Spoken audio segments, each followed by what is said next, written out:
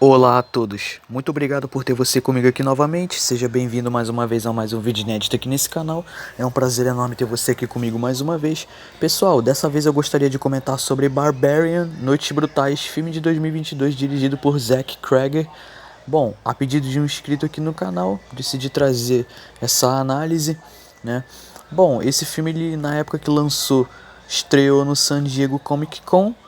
Foi lançado então no dia 9 de setembro de 2022 nos Estados Unidos pela 20th Century Fox.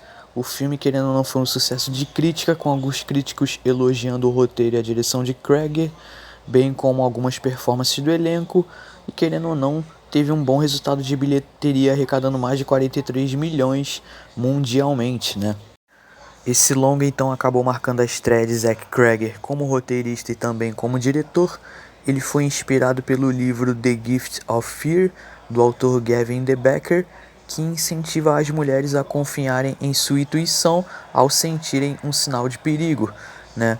O diretor começou escrevendo um roteiro de 30 minutos focado apenas na conversa entre os personagens iniciais, a Tess e o Kit, né, na casa, com o objetivo de criar o máximo de suspeitas possíveis para fazer com que a protagonista desconfiasse dele, né, e ao mesmo tempo o público é levado também a fazer o mesmo.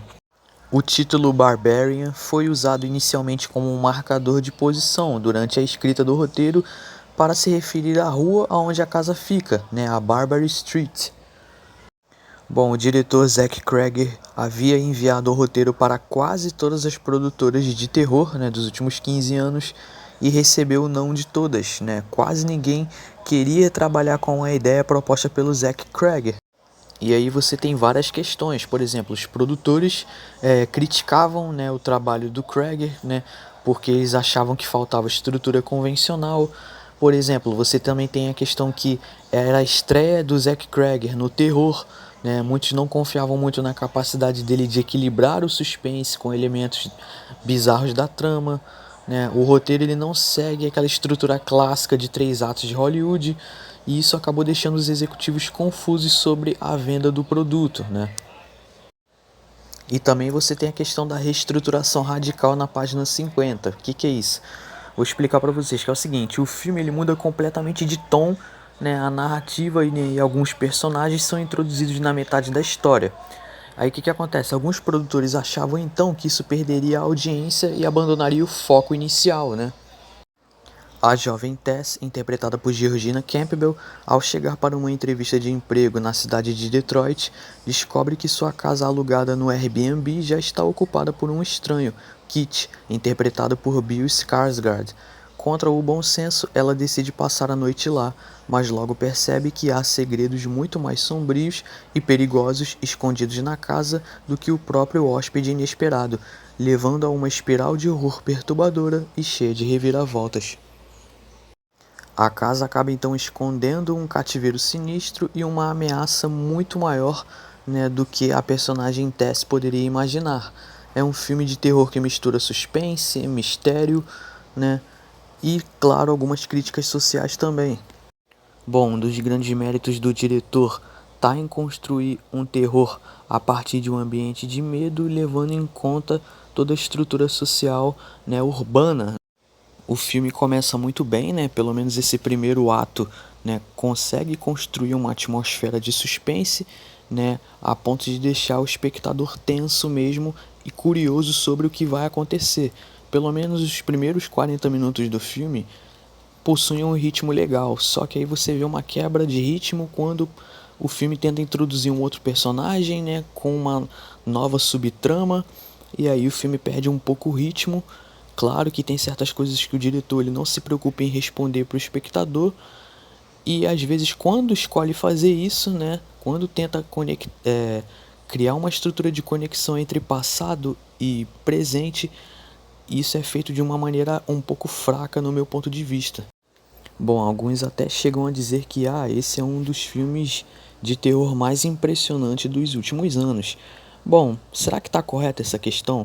Bom, eu acho que a cena final abre espaço para que você possa discutir isso, né? É algo que tem que ser pautado, porque, como eu falei, o filme tem seus bons momentos, oferece grandes momentos de tensão, né? Só que aí essa quebra de ritmo faz com que o resto do filme seja um pouco destoante, pelo menos da premissa inicial que o filme quer apresentar, né? Mas ainda assim eu acredito que o filme tem muitos pontos positivos. O diretor, pelo menos, ele consegue, né, criar o terror a partir de várias vertentes diferentes.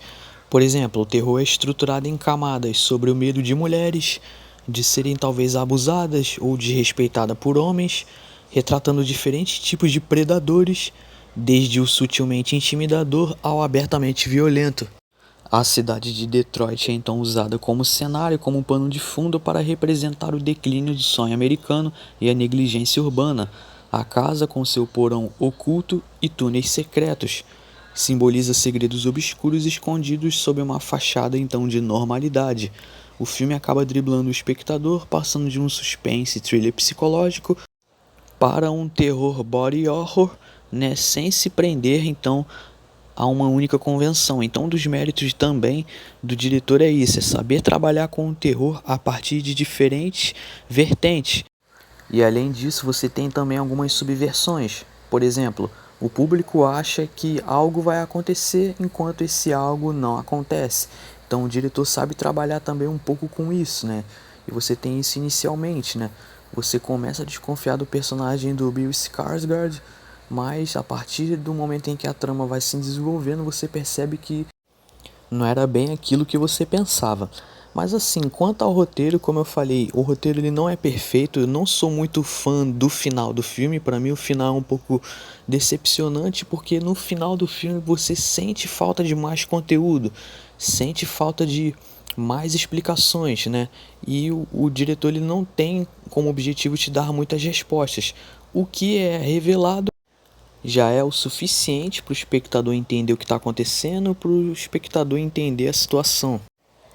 O início do filme é muito bom, um início bem promissor, mas infelizmente o desfecho para mim não é muito satisfatório, tá? Não me senti agradado, não sou muito fã do final do filme. Bom, mas é isso, tá? Para Barbarian eu dou uma nota 6. Vou fechando aqui minha análise.